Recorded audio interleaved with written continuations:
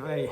Good afternoon, everyone, and thank you for those who could join us here in person on the mountain, and as well as everyone near and very far. I'm saying about Liz and Justin tuning in online for the Wild Mountains annual general meeting. My name is Richard Barakat, and I'm the president of Wild Mountains, but I'm also a long-term volunteer and a graduate student from the 1996 YES program, which was some 27 years ago. Before I proceed, I'd like to recognise the traditional owners, the Midginbury tribe of the Yugambeh language group, who lived for many thousands of years in the area where Wild Mountains is located today. As the present custodians of the land, we acknowledge their culture, their knowledges, their story, and we endeavour to the best of our abilities to nurture the land for future generations. I'm pleased to report that 2022 was a successful year for Wild Mountains. Program income, facilities use income, and grant income all increased by approximately 100% or almost doubled compared to 2021, bringing in around $115,000 in revenue. In fact, all of these income streams recorded their highest levels compared to the past 10 years. And I think we need to take a moment to celebrate that. Before I get into the detail, and also tell you that unfortunately, we aren't likely to see a replica of these figures in 2023, I want to enjoy the year that was. So let's look at what makes up these kind of figures. And I am going to apologise up front that this will be quite a long President's Report. For those of you who know me, you know that I generally like to identify some key figures, some high-level stats, and then focus on the road ahead. This year, however, I did ask Richard Zoomers to help me pull together some of the stats and data of the year that was, and I must say the amount of amazing things that happened in 2022 have compelled me to share his detailed list. So here we go. Between May and November, we held 8 Earth Keepers programs. Yes, 8, which is a record for Wild Mountains, with approximately 180 kids between 9 and 11 years old from both Southeast Queensland and Northern New South Wales schools. We had over 500 volunteer hours committed over 6 volunteer weekends, doing a range of tasks from maintenance, building, land care and general cleaning, and these stats don't include the hours that were contributed by the Wild Mountains residents as volunteer hours. We hosted Griffith University students on an internship program, and throughout January we also supported a University of Queensland student and their assistants to complete a PhD thesis on plant diversity. In February, we also started relining the walls in Caddy's Place with Cypress VJs, a piece of work that continues to be ongoing. In March, we hosted Emma Bosworth and the Wild Mountains Songs team for a 4-day workshop again. This included 10 musicians, 2 sound recordists and 1 videographer.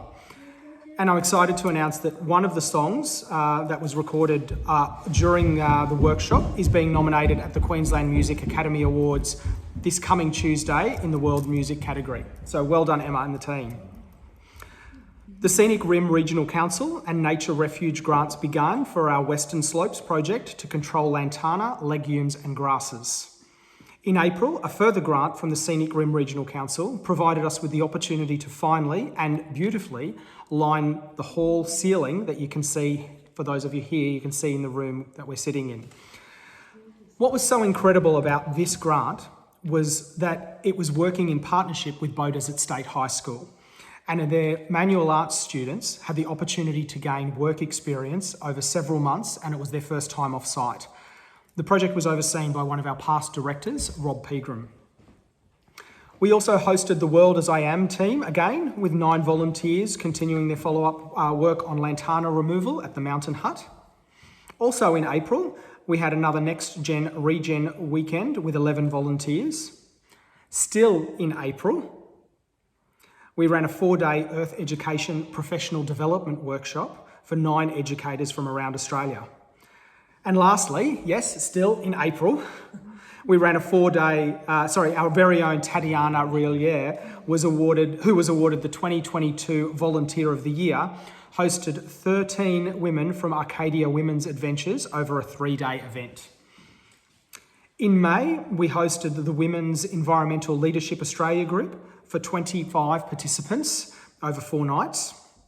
In June, we ran another successful family getaway program, hosting 8 families for 4 days, which you may remember was launched by the wonderful Emma Scragg in 2021 and is still going strong.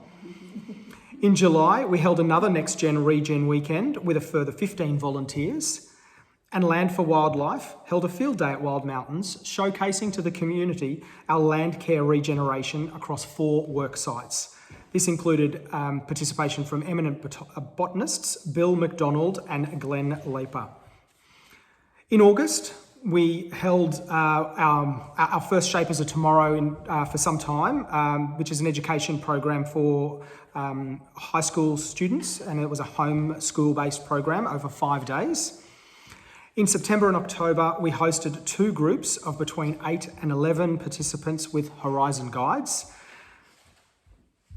And then in October, Taddy returned with another 14 participants for a 3-day Arcadia Women's Adventure. Then lastly, in November, we celebrated the end of the year with our inaugural Scrub Jam, which included 60 people, wonderful music by Hanukkah, Yabalo and Kajaja, and amazing food from our chefs James Baird and Chris Brown. So if anyone wants to know how Richard and Susan are feeling after 2022, I'm sure that list gives you a bit of an indication. So yes, 2022 was a big year for Wild Mountains. What I would like to focus on though is the impact and enduring connections that these activities will have in the future, but I'll come back to that point a bit later on. Despite the increase in activity in 2022, donations remained steady at around the $30,000 mark per year. As always, we thank all of our financial supporters for their ongoing commitment, and we'd obviously like you to know that the organisation could not exist without you. Donation income does, however, continue to be an area of focus for the Wild Mountains Board. As I'm sure you would all understand, increased programs and facilities use revenue comes with increased costs, and the ability to execute and facilitate this level of activity with volunteer labour is not sustainable. As a result, increased donation income and moving to a state of being donor ready, as I'm sure you would have heard me previously speak, is a key priority for Wild Mountains in the years ahead. As I mentioned earlier, the forecast for 2023 in terms of program income, grant income and facilities use income will not reflect the 2022 results. This is due to a host of reasons, including changes in leadership of previously engaged schools, the resources available to market to and attract paid groups, and timing and availability of grants, just to name a few. But it's not all doom and gloom. After an extended period of consultation, revision and refinement, I'm excited to launch the Wild Mountains Strategic Plan for 2023 through to 2026 on behalf of the board. Just have a copy of it here and we'll talk about it a bit later. This blueprint will provide the Wild Mountains with the strategic direction required to ensure that the organisation's activities and focus remain aligned with our vision of a world where people lead fulfilling lives while sharing the Earth's resources with all of the life forms on this planet and without degrading our life support systems. And our mission, which is to become a national centre of excellence in education, land care and environmental objectives through education. We aim to inspire the community to lead environmentally conscious lifestyles and actively participating in conserving habitat and other resources. The strategic plan will be circulated to all the Wild Mountains community and we will discuss it in more detail at the general meeting which follows. I encourage you all to engage with this document, participate where you can and you're interested. Above all, I'd like you all to question and hold the board accountable for any activity that is both aligned and not aligned with the strategic plan. I believe that one of the most important things that we need to ensure as an organisation is that we're not investing our limited time or resources that we have available to activities that are not directly aligned with achieving the objectives set out in this plan. As many of you would recall, last year I spoke at length about a centre manager role that could reside on the mountain and take a lead role in carrying out objectives set out by the board in line with the strategic plan. While we have not been successful in fulfilling this role to date, I am excited to announce that we have now engaged in a national search and formally advertised the role on a number of green and ethical job networks, in the hope of attracting a suitable person or persons that could bring new and relevant skills and experience to Wild Mountains. If you have capacity to share the advertisement, please, or through your networks, please reach out to obtain a link or a copy of the position description, and we will try to include that as well in the minutes from today. While this role is pivotal to our strategic focus, it's not the only resource that will make a positive contribution to Wild Mountains. Earlier this year, Wild Mountains residents Liz, Justin and Rowan Hills embarked on a personal pilgrimage across Australia for a large portion of 2023, the Trek to Reconnect. In doing so, they are raising awareness of environmental issues in remote schools and communities across the country while raising funds that are being donated back to Wild Mountains. I'm sure that many of you are already following them on their journey. I'd like to thank Liz, Justin and Rowan for their contribution throughout 2022, and I wish them a safe journey on their travels. In the Hills' absence, Wild Mountains has been honoured to have Meg Cossar, Katie Thatcher and Tatiana Roulier support and contribute their skills and experience to a number of important activities at Wild Mountains. Their energy, professionalism and perspective has been well received. On behalf of the Board of Directors, I would like to thank Meg, somewhere here, Katie online, and Taddy for their ongoing time and commitment to this great organisation.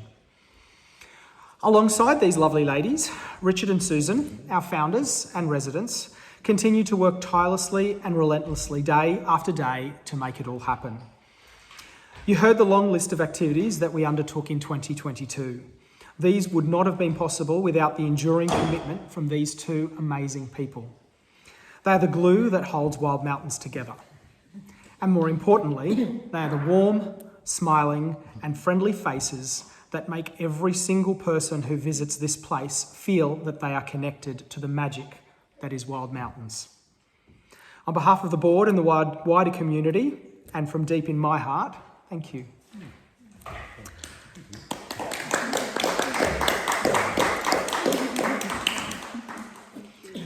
At a board level, I'd like to acknowledge the amazing work and commitment from Emma Scragg, Liz Cameron, Victoria Norden, Chris Gill, and of course, Richard Zoomers. These amazing people continue to commit their valuable time, skills, and expertise free of charge to discuss, debate, and agree on the direction that Wild Mountains needs to take to continue to make a difference in the lives of so many. I'm honoured to be surrounded by such passionate and intelligent individuals, and I look forward to continuing our great work together. Due to personal reasons, Chris Gill will not be nominating for re-election this year, but we hope to welcome Chris back to the board in the near future. Then there is, of course, all of you, all of our wonderful volunteers, our financial supporters, and every member of our community who contributes to advancing this cause.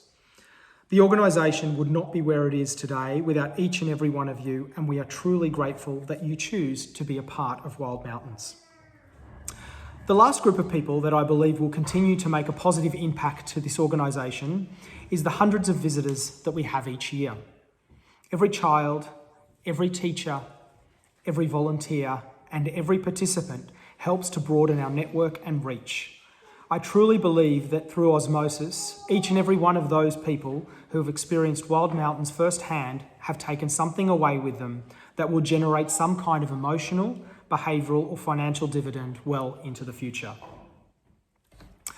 It's normally about this time in my report that I talk about the year ahead and all the wonderful things that are possible.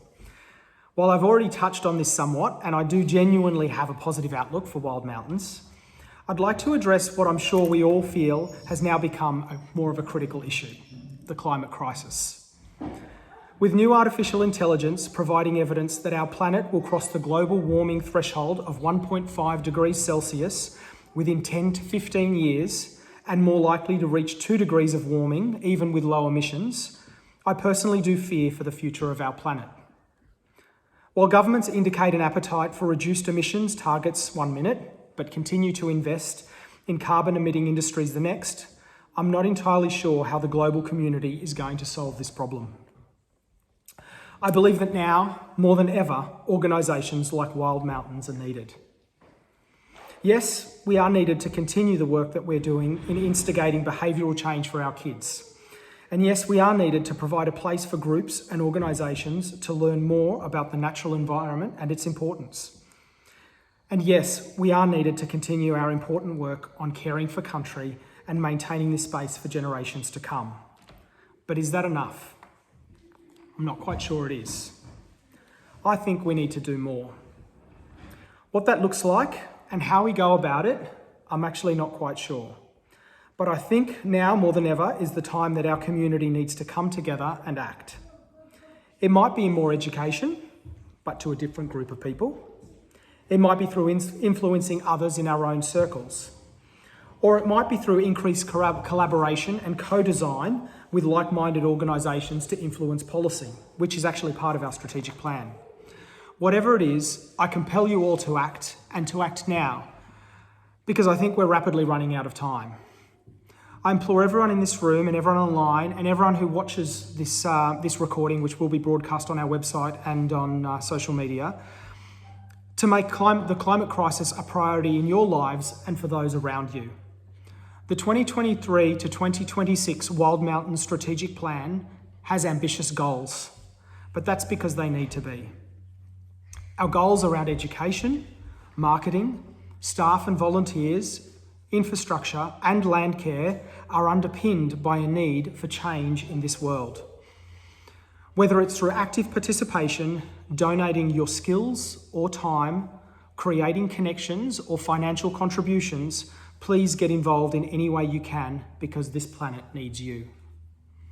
In closing, I'd like to leave you all with a quote from someone that needs no introduction. Never doubt that a small group of committed individuals can change the world. Indeed, it is the only thing that ever has. Thank you.